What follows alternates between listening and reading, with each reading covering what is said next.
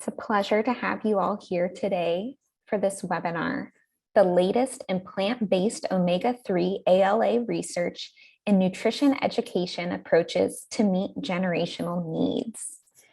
So I think we will dive in and get started. For those of you who aren't familiar with Oldways, we're a nonprofit nutrition education organization whose mission is to inspire people to embrace the healthy and sustainable joys of the old ways of cooking and eating. We're best known for creating the Mediterranean Diet Pyramid in partnership with the Harvard School of Public Health, as well as the whole grain stamp packaging symbol. So I just want to go over a few housekeeping notes before we open this up to our wonderful presenters. Yes, we are recording this session. All of you will receive an email with the slides and the video recording within 1 week. We plan to send that out on this upcoming Monday, so stay tuned. That email will also include the CPEU certificate for registered dietitians.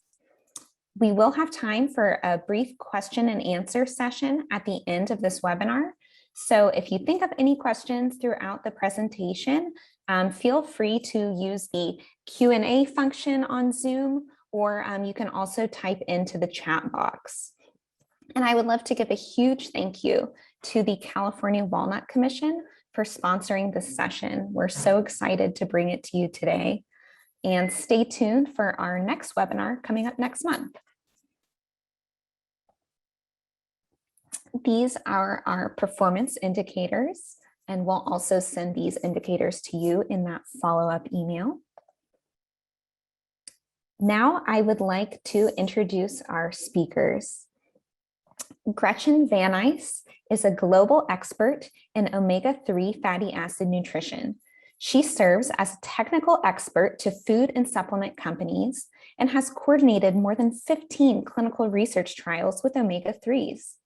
Gretchen was the lead author of the position paper on dietary fats for healthy adults for the Academy of Nutrition and Dietetics. She wrote the chapter Medical Nutrition Therapy for Psychiatric Conditions and in Food and Nutrition Care Process, and has 2 books, Making Sense of Omega-3s, The Good Fats, and Improving Omega-3 Nutrition, A Guide for Health Professionals. She serves on the Science and Nutrition Advisory Council for the Seafood Nutrition Partnership and is a member of the International Society for the Study of Fatty Acids and Lipids. A member of the Academy of Nutrition and Dietetics, she is active in several practice groups. Kara Harpstreet is a Kansas City-based registered dietitian and the owner of Street Smart Nutrition. She is a nationally recognized food and nutrition expert, author, and consultant. Kara obtained a Bachelor of Science in Dietetics and Nutrition from Southeast Missouri State University before completing her dietetic internship and Master's of Science in Dietetics and Nutrition at the University of Kansas Medical Center. Her focus in private practice is nutrition counseling through a weight-inclusive lens, with special interests in intuitive eating, sports nutrition, and eating disorder recovery. Kara frequently partners with major media groups, grower and producer organizations, food brands, and commodity and industry groups, and contributes regularly to digital and print publications. And Megan Boitano will be our second speaker today. Megan is the founder and creator of rd2rd.com, the first online marketplace of its kind, designed exclusively for RDNs to leverage their expertise and generate passive income with digital products. She has a broad clinical background, including pediatric and adult acute care with a specialization in nutrition support. During her career, Megan has published numerous articles in professional journals, conducted media appearances, and has served as a speaker at conferences and industry events. Her BS in Food and Nutrition is from Washington State University. Her dietetic internship was at the University of Michigan Health System, and her Master of Science in Clinical Nutrition is from Rosalind Franklin University of Medicine. Megan lives in Boston with her husband and 2 children. So thank you so much. As you see, we have so many great speakers. And now I am going to turn it over to Gretchen, our first speaker. Hello, it is, let me just make sure you can see me. Can you see me?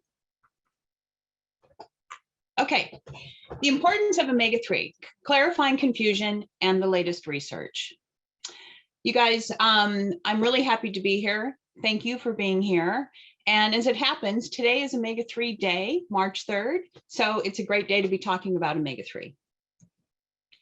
My goal here today is to help, if you're perhaps a little unclear about Omega-3, my goal is to help you become confident in the topic.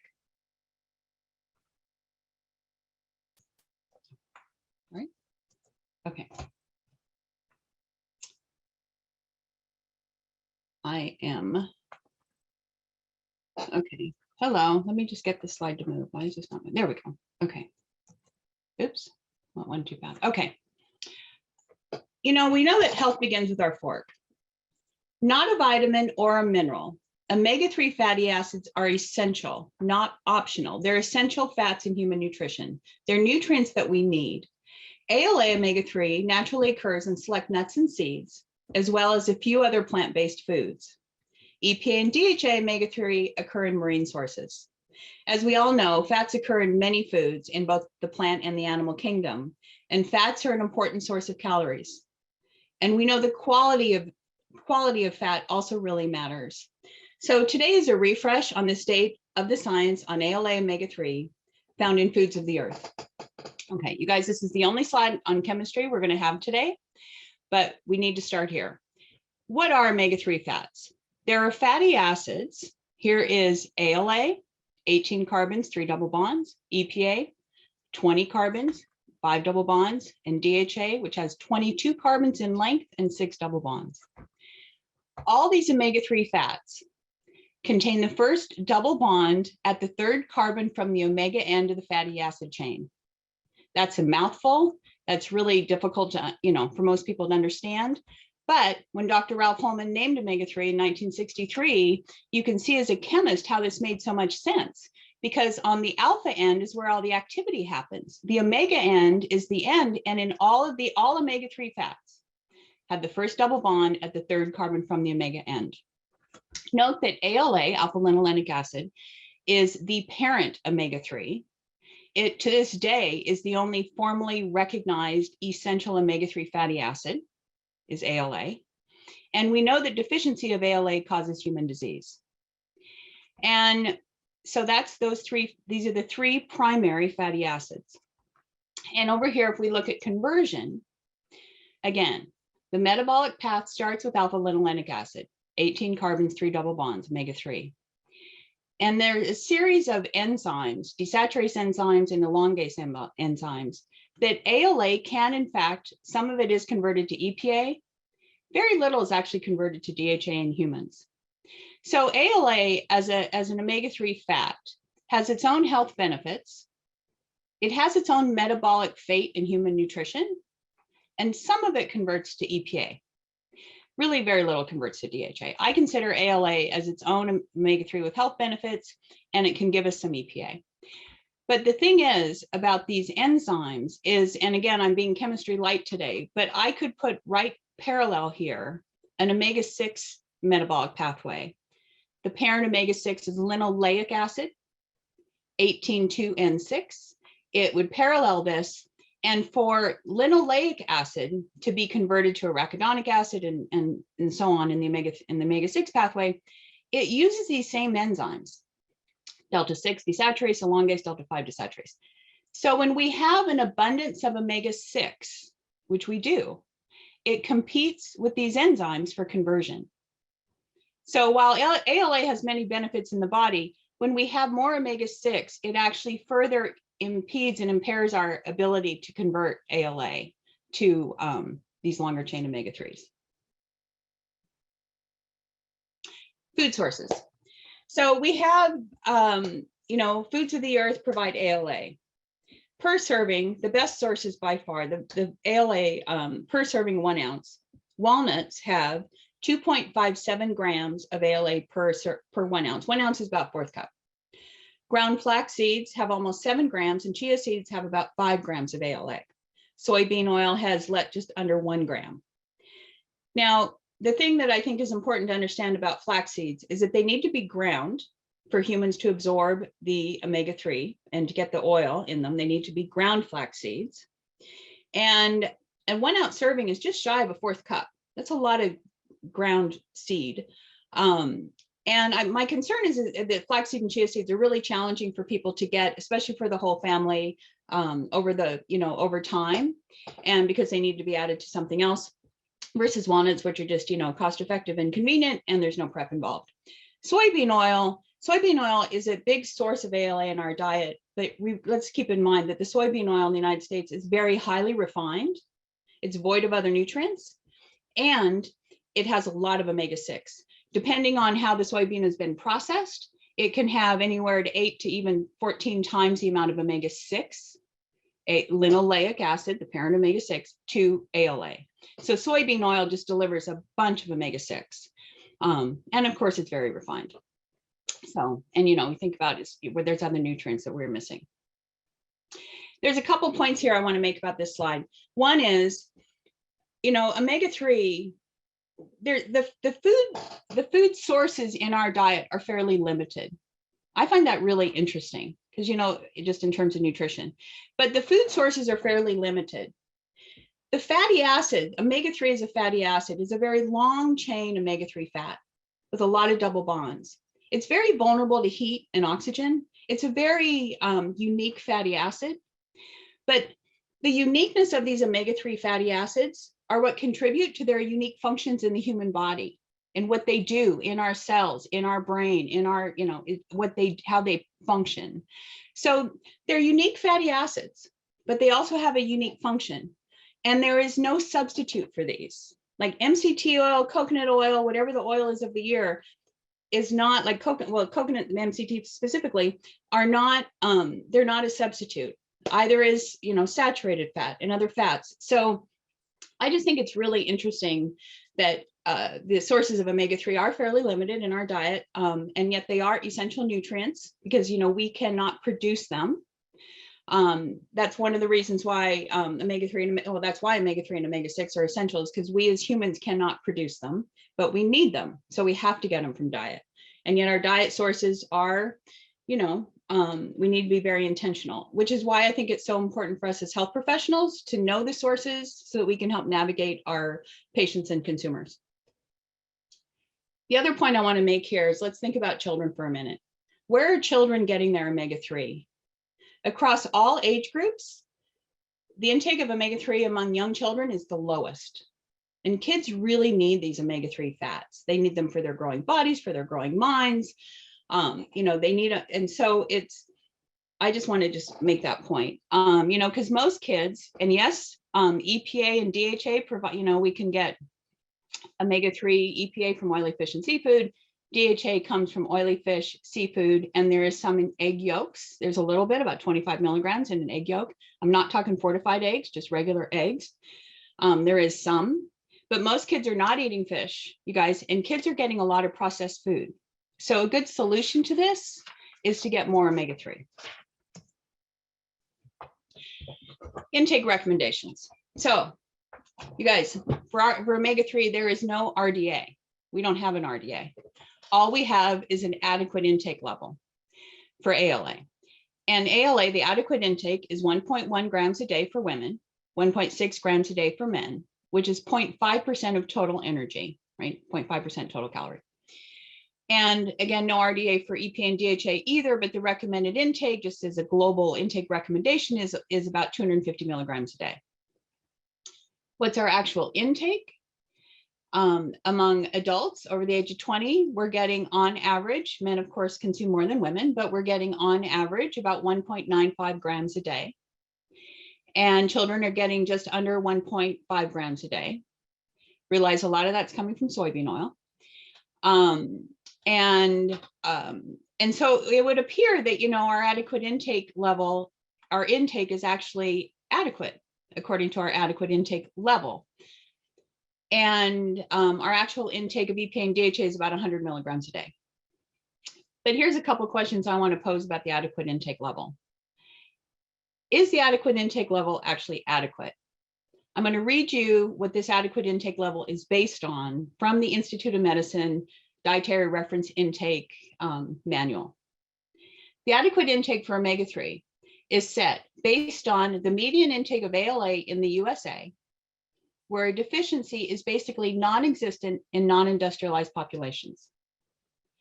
So I would actually, given the amount of heart disease we have, given the health of our the state of our public health, but specifically children, I would question if if a deficiency is in fact non-existent. The other point to keep in mind is the competition for enzymes with omega-6.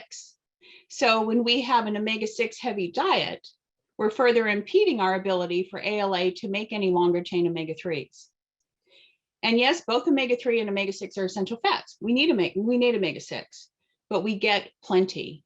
Estimates right now, look, we're getting over 18 grams a day. Adults are getting over 18 grams a day. If you look down here, 18 versus less than 2 grams a day for ALA. More than 6%, estimates are anywhere I've seen up to 11% of our total calories in the United States comes from one fatty acid, linoleic acid. Again, it's an essential fat, but we have a huge imbalance right now in our intake. And we have the recommended intake that what we have for ALA is less than 1% total energy, where we're getting 6 to 10% of our total energy from linoleic. And I'm talking total energy, not total fat, not percentage of fat calories, but percent of total calories is coming from linoleic acid. And, so I just question if this adequate intake is actually adequate. I think it's long overdue for us to, a lot of people would agree with me that we're long overdue to look at this again. Experts have been recommending for at least 20 years that we should be getting at least 2 to 3 grams of ALA a day to reduce our risk for cardiovascular disease. And so I think, we need to heed that. That's based on data, and I'm going to show you some data that further supports that. And the other thing, you guys, since I'm talking to my colleagues here as nutrition professionals, you guys, we get over 30% of our calories from fat. Omega-3s are essential fats. We're not even getting 1% of our total calories from omega-3. So, I think there's room for us to improve our omega-3 intake. And I think why not eat? Omega-3 is really the healthiest fat we can get. Why not eat more of it? And it's available. It's available, it's affordable. Understanding confusion areas around omega-3. There's a lot on this slide, and I'm actually going to, I'm just going to kind of go over it briefly, but this is just some, to give you some pointers about some things that we're really up against as we talk about omega-3 and educate the public about omega-3. We have a name problem, right? Omega-3 fatty acid. There's nothing about that that's familiar or inviting, right? And it's a fat and it's an acid. It's just it doesn't mean anything to a layman. And again, as we saw, it's really named for its chemistry. And it's not a vitamin, it's not a mineral, it's a fat, but it's essential. It's just, so we have a complication here with the name. And again, no RDA. Is it important? There's a level of consumer expectation to see a recommended intake for omega-3. Understandably, consumers believe if a nutrient's important, it's going to have an RDA. One of the reasons we don't have an RDA is because there's 3 primary forms of omega-3. And we know that ALA is the parent omega-3, so that's why we have an adequate intake level for that. But we just don't have, and new RDAs haven't been set for years, so we're really behind on that. But right now, we just don't have that.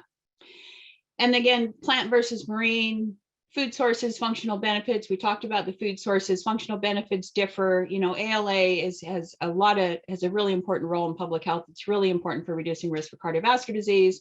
And, for example, DHA is really important for pregnancy, maternal health, and lactation. So there are different functional benefits. And then, of course, we're dealing with the fact that there's different lifestyle choices. Some people, we have vegans, vegetarians, we have, pescatarians, we have so there's a lot that we're all dealing with that. And I don't need to tell you more about that. And then the media messaging and misinformation, the media often gets it wrong. I've seen articles in leading journal papers, or not peer-reviewed papers, but in leading trade and media, where they'll talk about omega-3 and then confuse either the source or the name or something. So the media gets it wrong. And there's, essential fat. I think that term gets lost in the space of healthy fat. And not all nuts provide the same nutrition. Walnuts are an excellent source of omega-3 at 2.5 grams per ounce. Most other nuts can contain minimal, if any, omega-3. Let me just point out peanuts. I know peanuts are not a nut, but kids eat a lot of peanut butter, and there's no omega-3 in peanut butter. But pistachios have some, pecans have some, almonds have just a little bit of omega-3. So not all nuts are the same. And I think that's in the whole eat more nuts and seeds message, that gets lost. So I just wanted to point that out. Okay. Let's look at some research here. Okay. So if we're going to start at the top, or start at the beginning, not at the top, George and Mildred Burr in 1929 published that their fats were essential nutrients. Before that, we knew that fats were a good source of calories, but we really didn't know they were essential nutrients. In fact, at that time, it's a really interesting story. They thought vitamin E would address the deficiencies that they were seeing. This is in mice research at that time, but they thought the answer was vitamin E, and vitamin E did not alleviate the deficiency. And then George and Mildred Burr, they were a husband-wife team, worked together and discovered that, in fact, fats are essential. Dr. Ralph Holman, his picture is there, University of Minnesota. He was, Dr. Burr was his mentor. In 1963, Dr. Ralph Holman actually, good chemist that he was, named omega-3 for their chemistry name. And so omega-3s were then first identified as essential fats with a name. And 1982 is the first paper showing human deficiency of alpha-linolenic acid. In 1982, it was actually a child who, a 6-year-old child, who they had put on TPN, total parenteral nutrition. And the child, after about 5 months on TPN that had some omega-6, but no omega-3, the child had a lot of neurological problems. Couldn't walk, pain in their legs, numbness, weakness, even had blurred vision. And when they added alpha-linolenic acid to the TPN formula, those deficiencies disappeared. And it was at that point that they decided and published that 0.5%, less than 1% of total energy, but 0.5% of alpha-linolenic acid was sufficient to prevent deficiency. Okay, 2005, it was published, so let's just fast forward a bit. 2005, dietary patterns that include ALA-rich foods reduces recurrence of coronary heart disease. It was about that time when experts, epidemiological nutrition experts, recommended that we increase our ALA intake to at least 2 to 3 grams a day. More would be better, but it's just based on looking at cardiovascular disease. They recommended this increase in intake. 2012, 10 years ago, alpha-linolenic acid was associated with a 10% reduction in risk for cardiovascular disease. Okay, just a little definition here, you guys. Coronary heart disease is just heart disease. Cardiovascular disease is heart disease plus diseases of the cardiovascular system. So that could be stroke, peripheral heart disease, heart failure, things like that. So CVD is much broader. Cardiovascular disease is much broader than just coronary heart disease. They're often used interchangeably, but there's actually clear definition difference. 2014, it was found that omega-3 ALA has a primary role, has a beneficial role in both primary and secondary cardiovascular disease. 2021, this is, fast forward to current, very current publications. In 2021, let's start over here. Higher intake of alpha-linolenic acid is associated with less risk for death from all causes, as well as less risk from death from cardiovascular disease and coronary heart disease. Every 0.5% increase in ALA intake is associated with a 5% lower risk for death by cardiovascular disease. So every 0.5% increase in ALA intake associated with a 5% lower risk.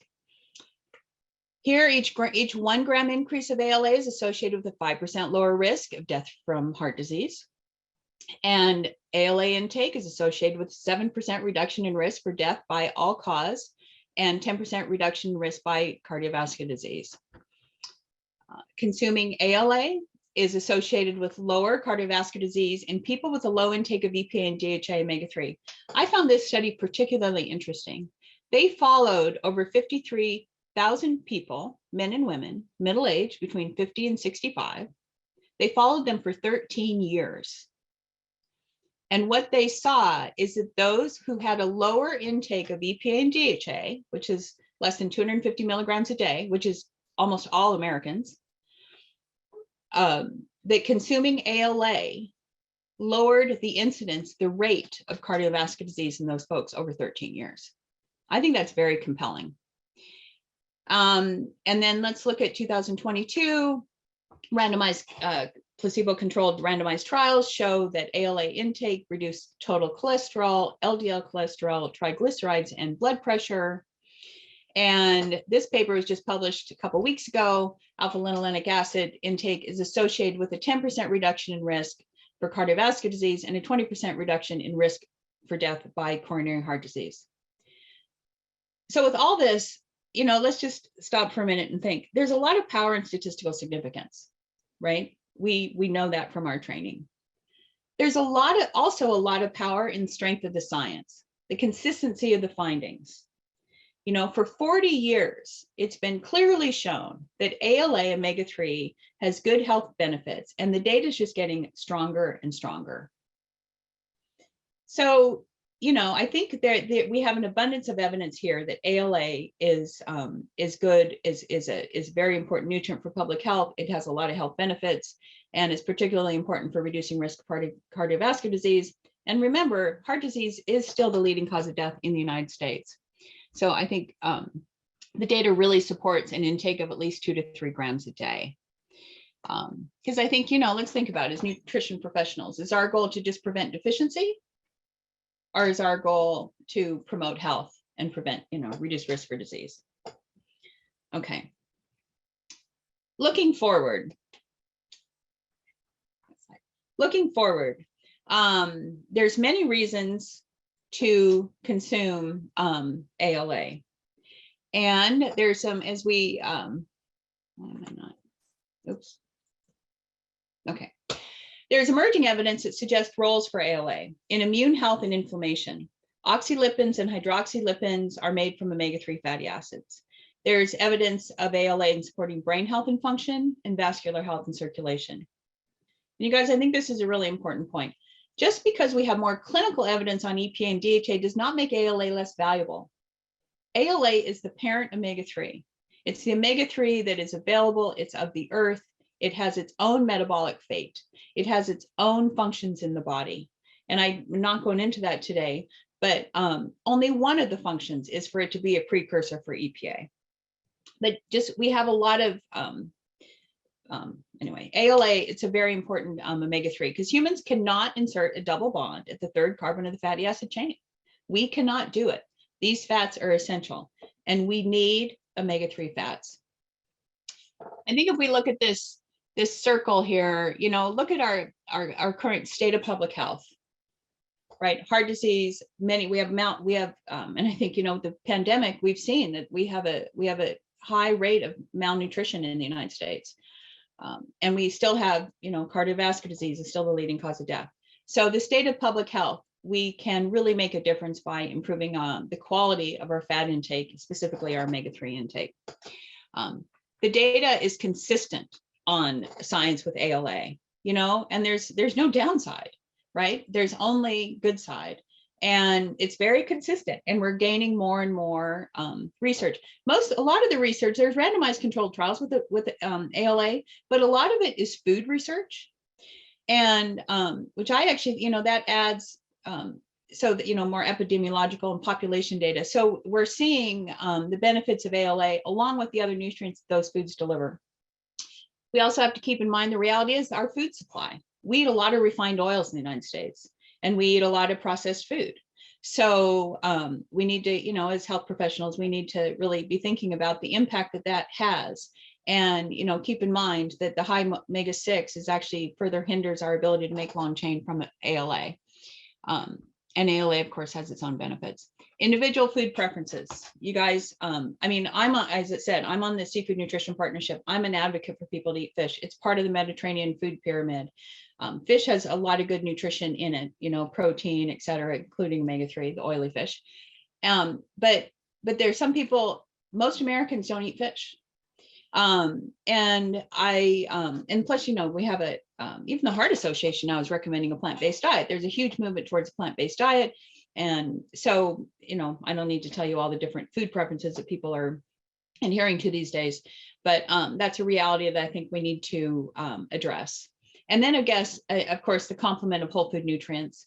Oldways has done a great job of keeping this message alive that we really need to be eating food in its whole form because we get a complement of nutrients, and that's healthy for us. We know that. I think, as health professionals, we know that too.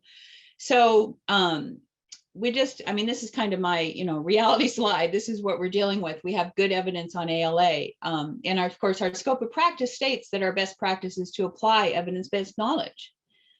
We can be confident with what we know today. Best practice and evidence indicates a clear need and benefit of ALA in human health. And over 40 years of research indicates health benefits of consuming ALA as ALA. I think these omega-3 fats fascinate me for a lot of reasons, which is why I work with them so much. But I think the other piece here that is really exciting is that as a dietitian, one of the things that excites me about omega-3 is that we aren't asking people to reduce or limit, right? A lot of times, reduce salt, limit sugar, all that. We're not asking that. We're encouraging people to eat more, which is really a great message. And it's, people just need some navigation from us, I think. So it's really, it's a really great. And last, I just want to look at a slide here and just point out some of the nutritional benefits of walnuts. I'm waiting for the slide to move, but walnuts, as I said, are walnuts are an excellent source. They're an excellent source of alpha-linolenic acid. They're actually more than an excellent source. Keep in mind that this slide, there we go. Adding ALA whole food sources into eating patterns. Walnuts are accessible, they're versatile, they're affordable, there's no prep, they're convenient, they fit into the food pattern recommended in the Mediterranean diet. Walnuts are the only nut that provide an excellent source of omega-3 ALA. So I think that's, if nothing else, you guys, let's really keep that message clear. Pecans have some, other nuts have some. Almonds actually have very little. Sunflower seeds have very little. So, and of course they have omega-6 too, but they have very little omega-3. So let's just really be cognizant when we're talking about nuts and recommending nuts, which are of course good foods, and other nuts have other great nutrition. That walnuts are really the only significant, meaningful source of ALA omega-3, 2.5 grams. And let's also, experts are recommending, I think this is really interesting, experts are recommending 2 to 3 grams of ALA a day for cardiovascular health. And that's 1 ounce of walnuts. And again, I just need to point out children, walnuts would be a great snack for kids. They're filling, you can throw them in the lunchbox. They're, so there's a lot of reasons I think to think about walnuts. Plus, walnuts have 4 grams of protein, they have 2 grams of fiber, and magnesium. I don't know if you've heard, but there's, magnesium, a lot of Americans are not consuming enough magnesium, and there's a lot of nerve and muscle benefits from getting the magnesium that we need. So I think that's really compelling too, as a reason to get whole food nutrition, plus some other vitamins. And of course, it's part of a plant forward eating plan. Okay, So now we've talked about, I hope I've clarified some of the confusion about omega-3, and we've gone over the research. I'm going to hand it over to Megan Boitano, who will talk about different strategies for effective content creation on how you can begin to think about how to apply what we've just discussed. So, hi, Megan. Hey, Gretchen.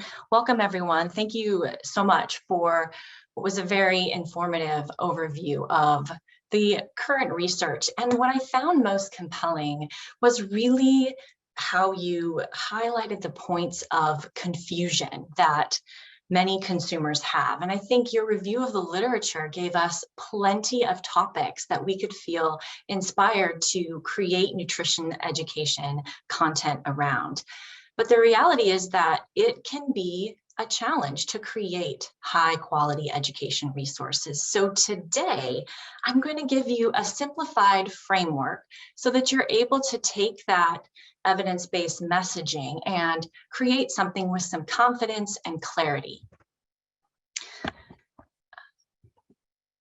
All right, so when we think of nutrition education resources, most often we picture a handout, but in reality, it doesn't fully capture what we can create when it comes to nutrition content.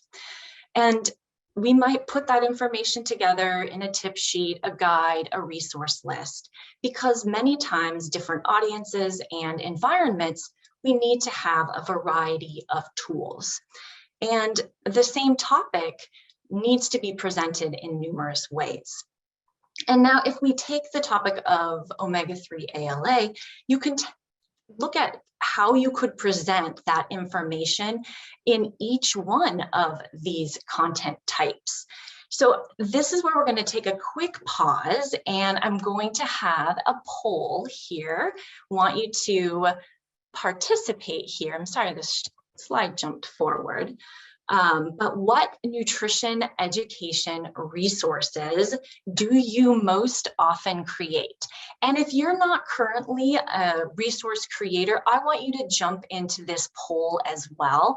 You can, what you would feel most compelled to create. This will give me a better idea of who we have on the webinar today. So we'll leave this open for just a quick moment. Go ahead and respond, and then we'll share the results here with you. And all right, so we'll let Kelly hear. All right, and not surprisingly, we have a clear winner here on diet or nutrition, education resources. Thank you so much for participating there. Now, let me get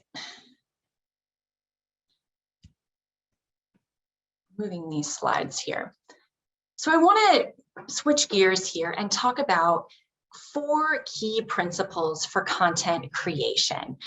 And these apply no matter the type of content you're creating or the topic. And the first principle, when it comes up here on the screen, you'll see, is that your resource is actually a solution. You're not simply translating, you're not simply summarizing the research that you've learned or just sharing information. A successful resource answers a question or addresses a challenge of a specific audience. And think for a moment, if you frame your nutrition resource as an answer to a question, how that changes your mindset about the process of creating that resource.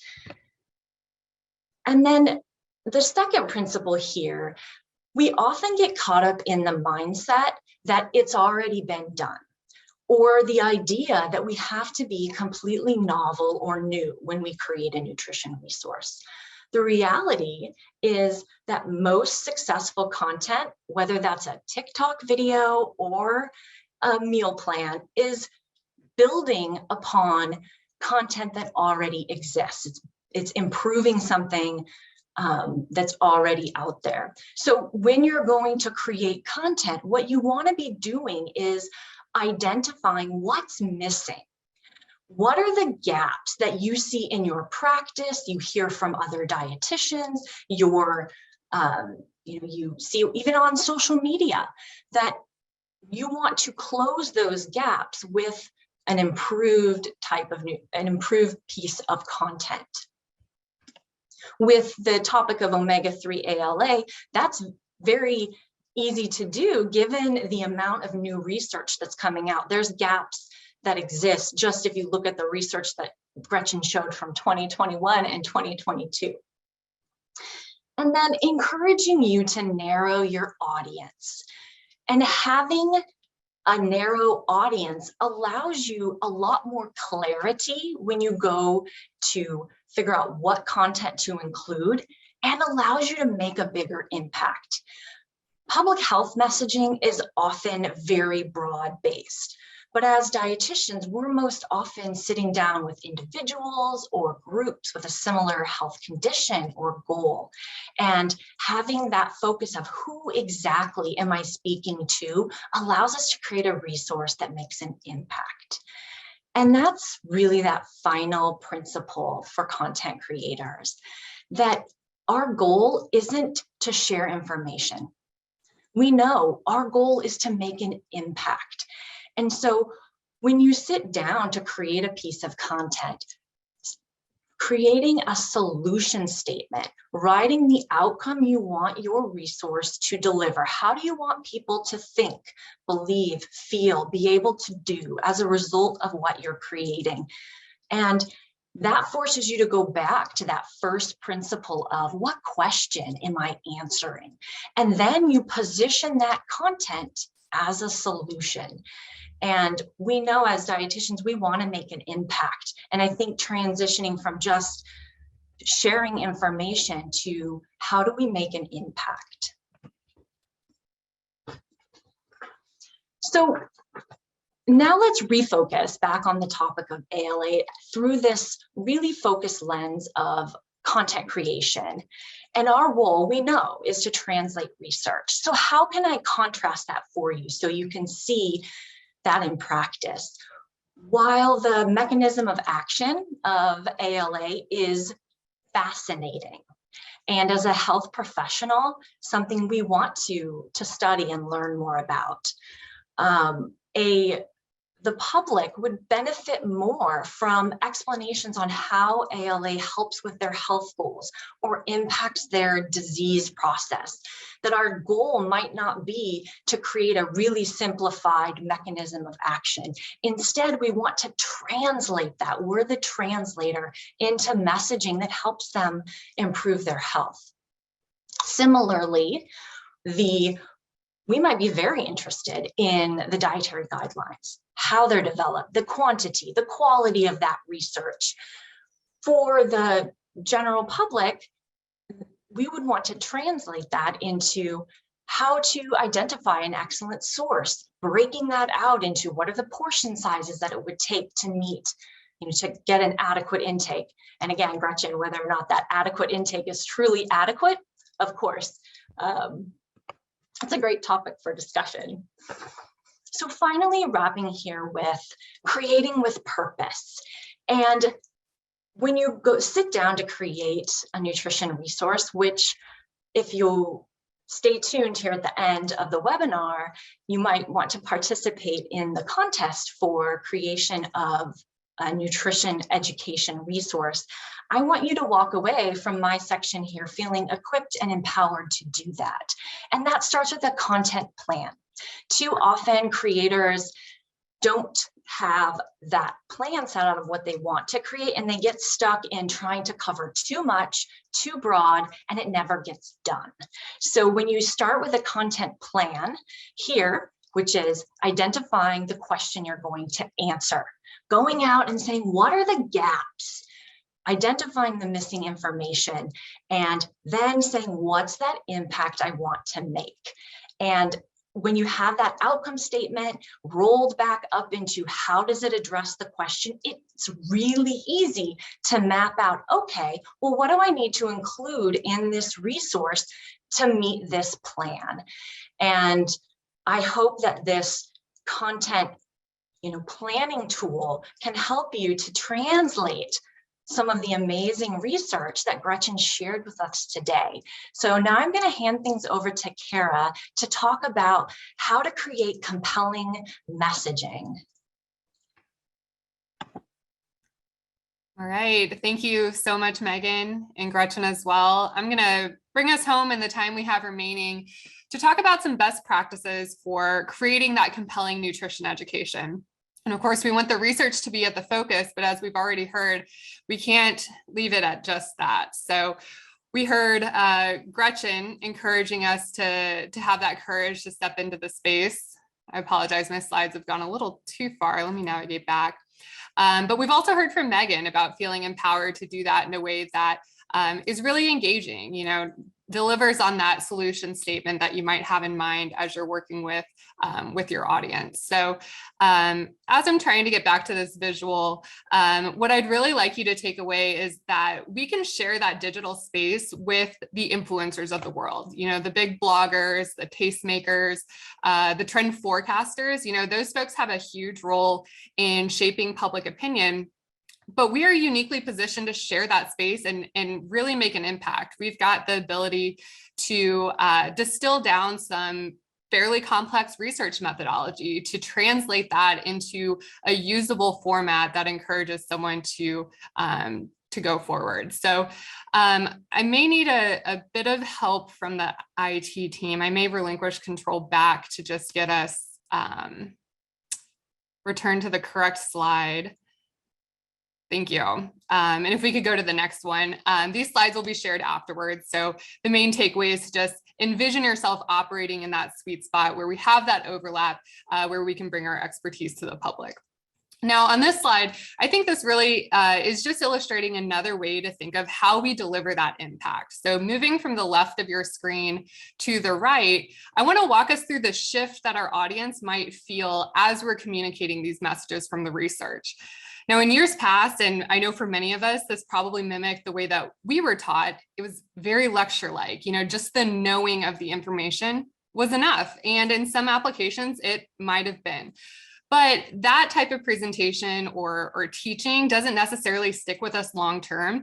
And it certainly is not as effective for promoting that sustained behavior change that makes an impact for those health outcomes that Gretchen was mentioning. So as we shift to that feeling stage, this is a great place to start developing those storytelling skills. We know that when it comes to impactful behavior change, so much of that decision-making is actually more closely related to emotions and feelings than a rational or logical understanding of that information. The facts, the figures, the data, certainly important in their own regard, but we want to evoke that emotional response so that our audience feels invested to take that next step into the doing phase. This is where we can take those findings like, hey, just a handful of walnuts is going to provide that, that benefit from the ALA, what we heard about in Gretchen's portion. If we can encourage them to take action, apply the new information that they've learned, and commit to that behavior change in a way that truly is sustainable, I think we've done a fantastic job. But I also want to leave you with the call to action to think about how can we create such engaging nutrition information that our audience members feel so empowered, so excited to share that they want to spread the word to their network. When we create really engaging pieces of social media content, or they leave our offices with a shareable handout, or they've got the resources at their disposal, they're really taking a more applied approach. They've not only felt the difference of implementing that change, but they've also felt empowered and excited enough to share it and spread the word to then initiate that process for the next person. So just another reminder to, again, have the courage to share that space and then apply some of these skills. So moving to the next slide, please.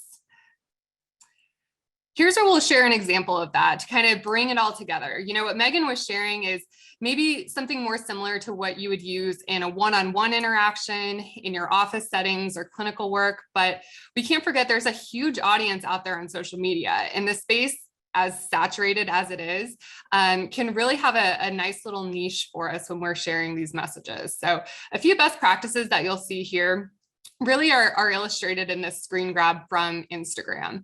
I know many of us may not necessarily identify with the word influencer, but if you can take the level of influence and knowledge that you have and capitalize on some of the trends or some of the more visual content, we can definitely see that move the needle on just the public perception of what the research is saying. So you'll see here in the graphic, I'll just call out, we're pointing to NHANES data. That's a resource that someone can trace back. We're giving that citation for anyone who's curious to read more. And the information is shared in a fairly informal conversational tone, more reminiscent of if you were just going to have a conversation with someone versus attending a lecture or listening to this very academic or jargon-filled speech. Just a couple of call outs, we're really trying to be careful about not trying to squeeze too much on one screen. I am notorious about this because I have so much that I'm excited to share, but we really do start to lose the readability on some of these smaller screens that our audience is using. But we do also want to acknowledge the nuance. So there's this fine balance between trying to fit in everything and fitting in just enough. So there's plenty more examples from some folks out there who are doing a great job at this. So start keeping your eyes peeled to see where some of those good examples stand out to you. And moving to the next one, please. So at this point, I'm going to pause for just a moment to ask for your participation again. We've got another poll coming your way. And what we're looking to learn from you is what age group or demographic are you most often working with? So I'll pause for just a moment because this, again, might kind of inform where we go from here. But as you're completing that poll and thinking about the population you most frequently work with, I want to call out the difference between health literacy and digital literacy. And these are kind of two sides of the same coin. They might be one and the same for our younger populations who've grown up in the world of smartphones and tablets, and their digital literacy might actually surpass their reading literacy and certainly sometimes health literacy. On the flip side, we might be working with folks, and we do see this actually, in our poll results with older audiences, that digital literacy may actually be on the lower end of the spectrum. And I think we should also consider, when we speak about our strengths in an upcoming slide, what our own level of comfort is with using some of these digital tools. So the quick note that I'll share about these learning styles is to acknowledge that, yes, there are different preferred methods of engaging with and absorbing information. And this is not to say that we should pigeonhole ourselves into producing just one type of educational content. We might have thought in the past, hey, if I know that someone is a visual learner, I've really got to custom tailor it to that. But my encouragement to you is to really think of this more as lateral moves. So if we're working with a group or we're working with someone and we're trying a certain learning style and it's just not sticking or landing the way that we'd like it to, these lateral moves can give us a different way to present that same information, that same important message, translating that research and the benefits and everything else in a way that hopefully is more sticky for that audience member. And so real quickly, just a couple of questions to consider, especially with a nod to the different arenas that we all tend to operate in as health professionals. It's rare that we only ever communicate to one group. We might custom tailor our message, not only just on those age demographics that we were just seeing, but also asking, is this one-on-one or with a group? Is this interpersonal? Is it public facing? And then these last two, I think, really bring it home to say, hey, we're relatable. We are a trusted source. We want you to keep us in mind next time you've got this question about nutrition or health. And that is casual register versus formal register. Again, sometimes that can be the signal of, hey, I trust this person. I like this person. I'm going to listen to this person versus, ooh, they're not really talking to me. This isn't really for me. So from an inclusivity standpoint, I think this can be really important, as well as this next consideration about cultural values and worldview. Just an encouraging note to recognize the gaps in your awareness, because there's oftentimes that we don't share the same lived experiences as the people that we're working with. So moving to the next one, please. Here's just another quick example, again, noting that casual register, more of that storytelling type of presentation. We're using things like hashtags, emojis, that call to action or that question at the end, and really developing some of those skills in the areas like, food photography or anything that can be more visually engaging. I call this the Thumbstopper content, because if you think of social media, you're often just scrolling and scrolling and scrolling. But when something like this appears on your screen, you think, ooh, that got my attention. I'm interested. I want to know more. And that gives us that opportunity to just siphon some of that attention for long enough that they may stay to read the full caption. So moving to the next one, this is a great note for how to develop some of those skills. I know as health professionals, we're often required to complete that continuing education. I have a feeling that's why some of you are here today. But I've actually found a ton of value in devoting some of that continuing education effort into things that weren't part of my formal dietetics training. So developing creative writing skills, working with someone to hone a brand voice and persona. That can be incredibly helpful for just filling some of the gaps that you might have in your skill set. There's a lot of both free and paid versions. So from a budget or finance standpoint, there's many ways to work around this. And then for a quick note about that inclusivity piece, I want to make it very clear that the goal is not to be all things to all people. If you typically work with a particular age demographic, there's no reason that you have to go out of your way to try to serve all ages. But when it comes to that inclusivity note, we really want to, again, just recognize the gaps in our awareness. And there are, of course, equity consultants that are available for this service. I think a great best practice to apply as an audit of your current messaging to kind of bring in that outside lens of where those gaps might be. And the next one, please.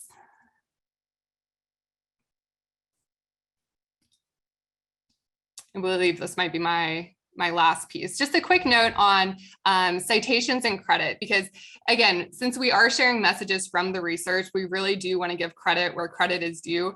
But the other benefit of using this practice is that we're promoting a culture of collaborative learning. We're kind of inviting our audience members to take a vested interest and follow up, kind of fact check us in a sense. So there's a number of different ways you can do this. Some of the tools that I prefer to use just for simplicity is things like Citation Machine or Bitly, which can shorten some of those links. But we've essentially done our due diligence. We've said, hey, here are my sources, my citations are listed, they're available. And then that burden is sort of shifted to the audience member to say, if they're curious to learn more, here's how they can access that. And the unfortunate thing about social media, not necessarily so much in the resources that Megan was highlighting, but we can't always add clickable links. And so these text overlays, like what you see on the screen grab from TikTok, are sometimes the best we can do given the platforms we have, just giving that DOI, which is that digital object identifier, or the number of the study. And so we can kind of leave that breadcrumb trail for our audience to follow. So many examples for that. And keeping an eye on time, we're going to wrap up things with a couple of reminders and a call to action. Megan kind of alluded to this a little bit, but now that we've gone over that latest research for Omega-3 ALA, we want to invite you to put your skills to the test. And so you can see here, we've developed a contest to encourage you to participate in the weeks following this webinar. So we would love to see you create a patient or client education piece that you feel would effectively engage your population. So designing the content, of course, highlighting the latest research and facts, and that can range anywhere from a social post to an educational handout. But regardless of what population you choose, we do want to see submissions that include that latest Omega-3 ALA research that we heard in Gretchen's portion of the presentation. And showcase the food sources, talk about the health benefits of plant-based Omega-3. And of course, walnuts are a very photogenic place to start. So that's a great thing to feature as well. Myself, along with Gretchen in the California Walnuts team, will look to those winners. And you can see that grand prize is available. So we'll follow up with a post-webinar email that will explain all of those contest rules and include a link for you to access, which I believe Lisa's added to our box. So then finally, as we start to wrap up, just a quick note on where you can learn more. So we know this is a continuing education piece. It's part of our profession. So those Walnuts resources that you see linked here are a great way to stay up to speed on the latest Walnuts information, recipes, and research. You can subscribe to the newsletter definitely recommend that. There's a ton of great content in there. And of course, engaging with both California Walnuts and Oldways on social media. You can also see here, as far as the 3 speakers that were here, we've all got some resources available to you as well. And we would love to stay connected afterwards. So I'm right at time, so I'm going to hand things over. Thank you so much for attending today. Thank you all so much. This was so much great information. I'm afraid we're getting kind of close on time. We want to be respectful of everyone's time. So we're just going to take 1 or 2 questions here before we let you go. And we do want to remind everyone that we are recording this session. You will receive the slides and the recording and your certificate on Monday. So keep your eyes peeled for that email. One question that came up I would love to get to before we close is a question about if omega-3 supplements are as beneficial as food sources. Gretchen, could you speak to that, please? Sure. You can get ALA flaxseed oil as a supplement in a capsule and a liquid, as well as, of course, EPA and DHA in a capsule and a liquid, and algal DHA in a capsule and liquid. And the short answer, just to be quick here, is that yes, we absorb those supplements.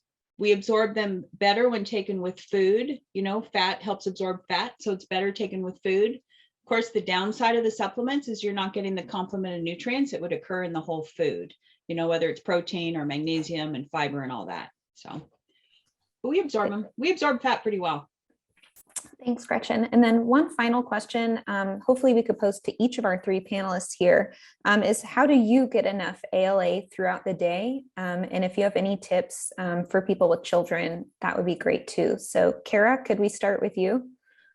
Yes, actually, I've got my snack right off screen here. One of my favorite ways is just incorporating them, like you said, into snacks. So anything that's paired with dried fruit, you get that nice balance of the flavor from the walnuts with a little bit of sweetness. And I'm often using them in more savory applications. So as a breading for the seafood that I'm cooking, kind of that double whammy. Like Gretchen was saying, maybe not so popular with the younger crowd, but I personally am not a parent, so I will defer that portion of the responses to our other panelists.